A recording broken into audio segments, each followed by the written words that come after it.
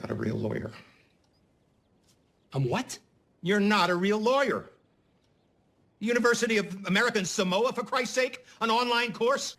Okay, hi internet. I am UD Reviews, a very small channel, but I really just talk about Breaking Bad. I meant Better Call Saul, and I have a special guest, Kimmy Wexler. Say hi to Kimmy Wexler. So welcome to our channel, and we are going to react to this guy. What's his name? Penguinz0. We're gonna react to his assessment of Better Call Saul versus Breaking Bad. Let's hear what he has to say, and let's see if we agree with him. Just so you know, I love both of them, but I do think, well, of course, Breaking Bad is over, so we're able to judge it as an overall work. I think it's a masterpiece. It's my all-time favorite. I've said this before, but maybe you don't know. Breaking Bad is one of only 3 things I would ever give a 100% to on the Moist meter. I think the show is a nearly flawless masterpiece, and the day that I finished watching... Okay, I'm guessing the Moist meter is his ranking system, and I'm guessing the higher the score on the Moist meter, the better the show. Sold on the concept of a Saul Goodman spinoff when it was announced, so I never watched season 1, and then season 2 rolled around and I felt like I was already too far behind to catch up, so I never bothered. And it wasn't until... So when they announced the Saul Goodman spinoff, I was super excited. Saul Goodman was one of my favorite characters in Breaking Bad, and of course, how can you not question what kind of crazy stuff has this criminal lawyer gotten himself into to be who he is in Breaking Bad? They announced that they're going to make his own show. I was super excited. I was a little nervous. It's very easy to make that not be good, but I thought this is going to be so cool. And I want to make it clear right away, I fucking love this show. Better Call Saul has blown me away. It has just become like a second mother to me, and she's popped the titty out and I'm suckling. She's supplying me with all the nutrients I've ever needed. It's just another masterpiece. Well, the highest regards. I think Breaking Bad is still the better overall show. But I don't think there's a right answer on this SAT question here in which one is a better show. It comes down to personal preference. For me, Breaking Bad squeaks itself away in a photo finish to take the dubski thanks to the size, the scope, and the stakes. The other thing about Breaking Bad is everything ties to that title. The phrase Breaking Bad, meaning you were a regular person and now you're gonna decide to be bad. And it shows how each character breaks bad. There are so many characters, and the way they flesh out these characters and how these characters interact and show how each of them are breaking bad, the show is just so nicely wrapped. I mean, the only complaint I can have is Mike's granddaughter. She's a little two-dimensional, okay? But like, I don't know, like aside from that, the show wraps around itself so masterfully to me. Whereas in Better Call Saul, I think it has better writing. I actually think they've improved the writing a lot for Better Call Saul, but it's much more focused on the characters. It's a much bigger character-driven piece with the relationship between Saul Goodman, Kim, Howard, Chuck. You're seeing them interact. Right. In Better Call Saul, I feel like the world is smaller. In Breaking Bad, the world felt so big. It felt so big. And in Better Call Saul, the world feels smaller. And we're more focused on just a particular group. I do prefer the bigger world. Interact with each other, grow with each other, and all of the tension, all of the conflict, and all of the ramifications of things all affect the characters specifically, and it stays with just the characters being affected. They introduced a new villain, Lalo, and I think Lalo Salamanca is the best villain in the Breaking Bad universe. And Lalo is great, and what's kind of funny is I don't know if any of you have seen Ozark. So potential spoiler alert.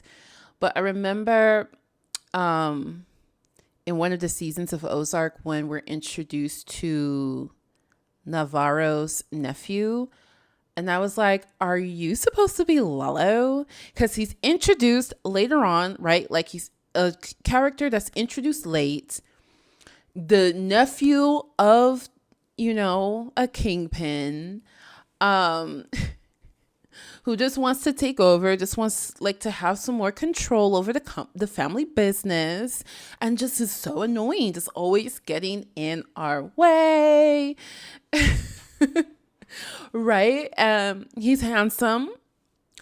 I just felt like, is this Ozark's version of Lalo? Because y'all didn't do a good job. Because here's the thing about Lalo. As annoying as Lalo is, he is still charming us. Like, I feel like Ozark is just relying on that guy's good looks. But they didn't understand that Lalo is charming us not because we see him as attractive, which the Ozark's version of Lalo is more conventionally attractive. He's younger and, fitter and whatever. He's more conventionally attractive, and yet we still like Lalo more. Lalo has a charisma. And Ozark's Lalo, that's how much of a copycat I find him, because I don't even remember that guy's name. But in Ozark's Lalo, I can tell he talks smooth, but he's not smooth. He's not smooth. And he makes decisions that is he makes stupid decisions sometimes that we're like, why did you do that? Like, for what reason? And Lalo doesn't do that. When Lalo makes a decision, we don't feel like that was really stupid. We don't get that feeling. Like, everything Lalo does makes sense, and he has a charisma with the audience and with everyone he interacts with. And that's what makes Lalo such a good villain. Villains with that seductive element, that seduction, can make a villain scary because you don't know who is going to get sucked in next or how deep they'll get sucked in. So anyway, all of these things makes Lalo a great villain, and I just had to do that little side note about Ozark because I just thought, what? But if you haven't watched Ozark, that's okay. Let's continue. I don't say that lightly, but Lalo is a cold, calculating fiend, and every time he is on screen, he steals the scene. And also, Lalo is a psycho. He is a psycho.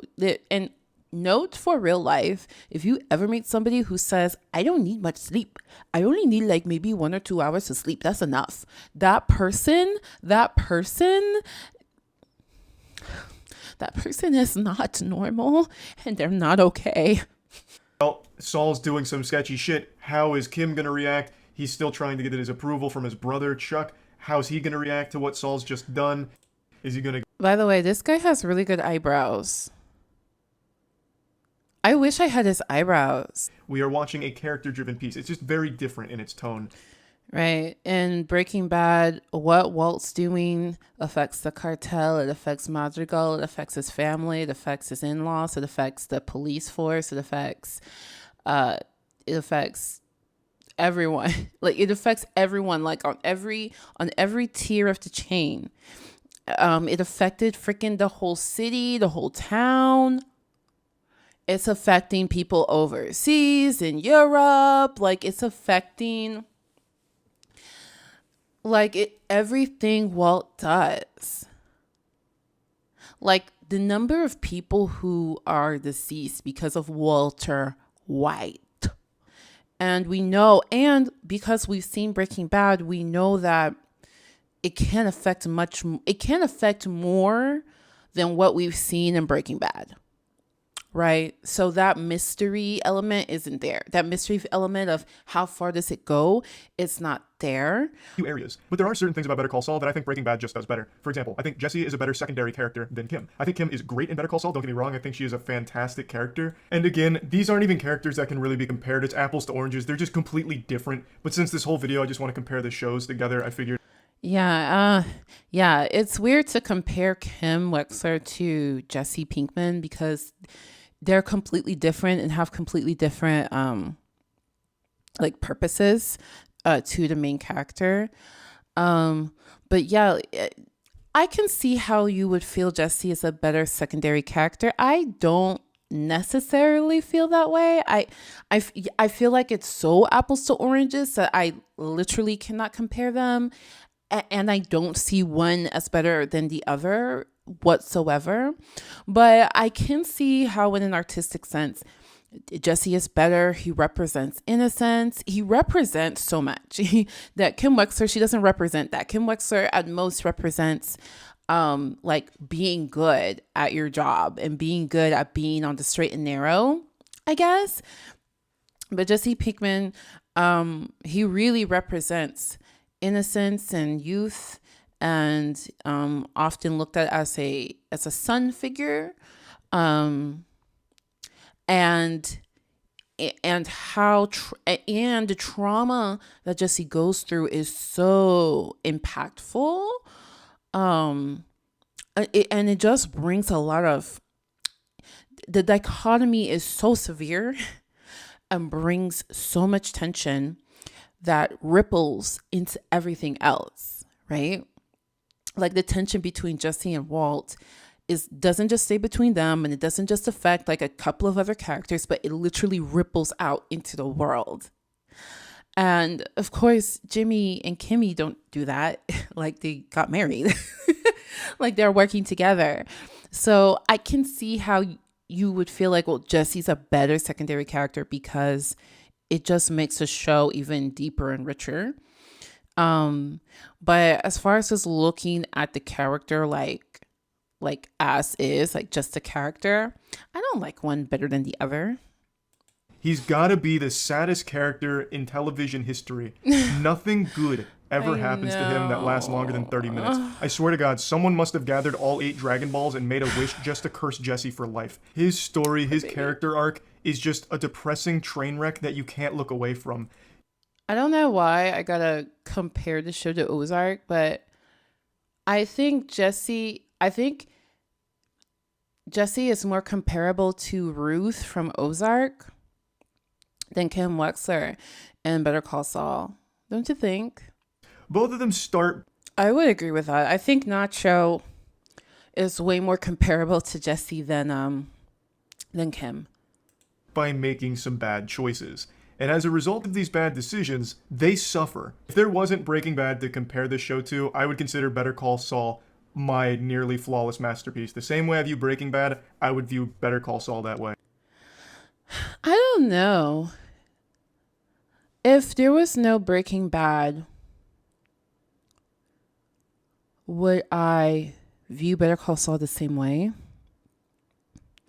And that's a different question than if I had never seen Breaking Bad, because there are people who know Breaking Bad exists and they've never seen it, but they're watching Better Call Saul.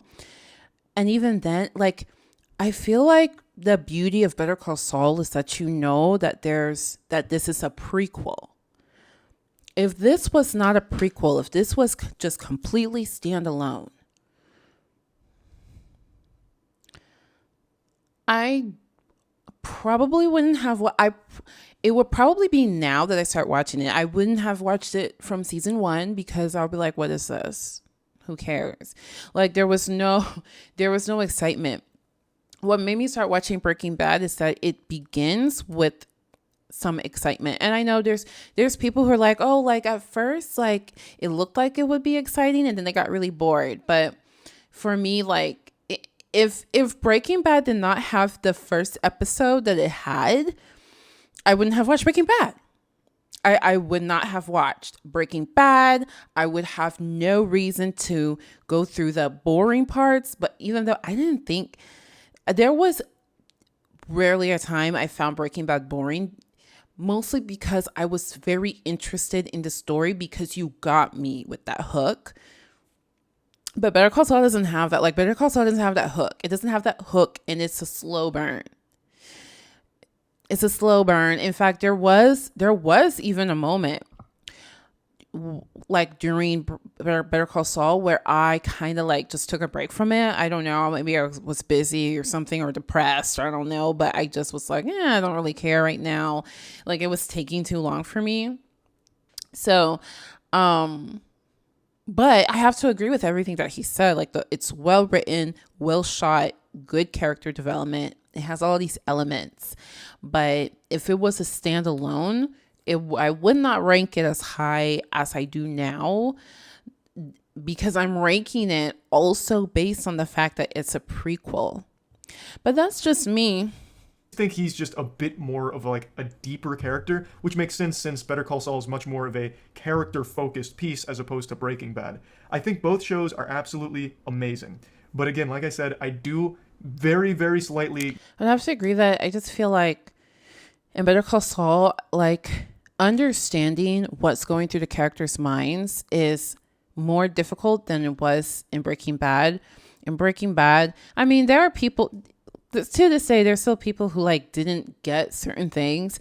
But I mean, if you're as thoughtful as this Penguin guy, you pretty much can pick up pretty quickly like how characters are feeling about what's going on. But in Better Call Saul, they do a good job kind of shielding that. And, like to the point that like we're making videos like trying to analyze why did Gus react the way he did when he said spice curls. Okay. Like you have to think and dig a little bit deeper to understand what characters are feeling in a certain moment, which that's kind of fun.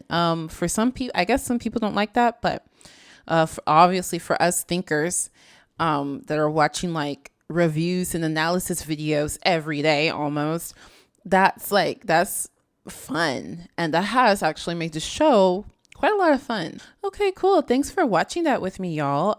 If you dig my vibe and you want to help me and Kimmy out, you can subscribe. I'm doing a giveaway when we reach 100 subscribers. Lord, I have no idea when it's going to happen.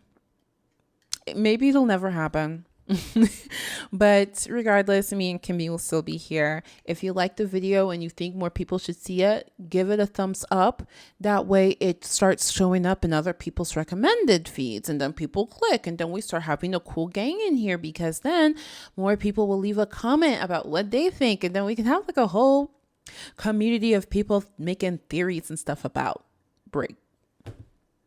My brain said Better Call Saul and my mouth still said Breaking Bad about Better Call Saul, especially while we wait for part 2 of season 6 to come around. You know what I'm saying? I appreciate you. Until next time. Bye. Bye.